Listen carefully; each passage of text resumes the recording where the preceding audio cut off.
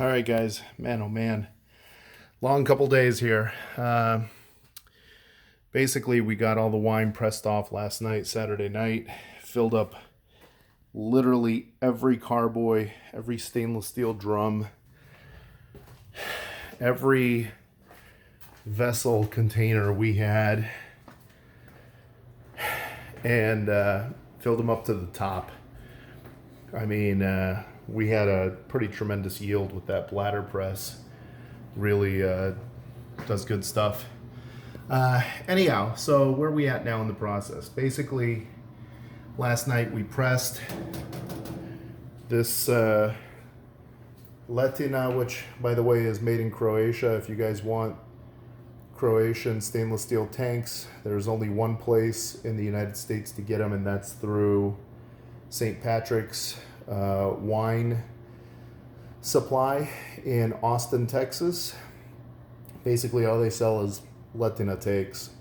This happens to be the 620 liter tank on wheels, conical bottom. I think it's 165 gallon capacity. I think this one set us back like $1,800, $1,200, $1,800. But for us, it's perfect because it's on wheels. We can move it around. Helps out a lot. So anyhow, long story short, we pressed last night. All the wine then got transferred into these tanks. We actually pumped it in through the window into the tank. And we also filled a couple carboys and some demijohns. Like I said, pretty much everything that we had is filled with a variety of wine. Now what we're doing is settling out the wine. So you can see here, you're going to get a little bit of sediment on the bottom after press and after fermentation. And we're going into secondary fermentation. So any of the wines that hadn't completely fermented through yet are now in what's called secondary fermentation. So you can see here, these guys are still bubbling away. And not all of them, only some of them. Depends on the wine. Our whites were still going, so we didn't even wash these out. We just carried them over here and put them down in the basement. The reds, for the most part, the Zinfandel Barbera Petit Syrah, 100% dry. You can see these came off the press last night. You know, real minimal amount of sediment, which is fantastic.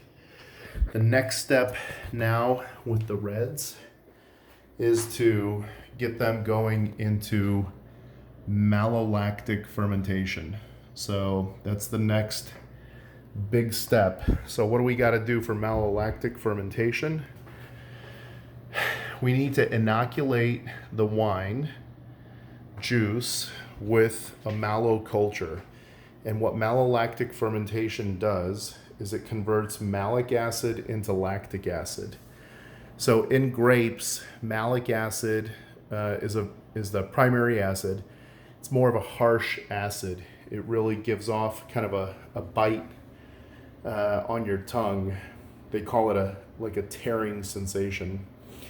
And so what this mallow culture does, and it's been cultivated throughout Italy and France for forever, what the malic bacteria does is it converts the malic acid into lactic acid, which will increase your pH. So let's say you have a 3.2 pH on your wine, it can get it up to 3.3, 3.4, whatever the case may be. But it also converts the lactic acid, which is a much softer, more supple tasting acid, if that makes any sense. So that's the next step. We're probably going to get that going here in about a week. I want to let everything settle down first. We have not added any sulfite to the wine at this point, and we will not add sulfite until the malic fermentation is completely done. All right, so that is our next steps. Thanks, guys.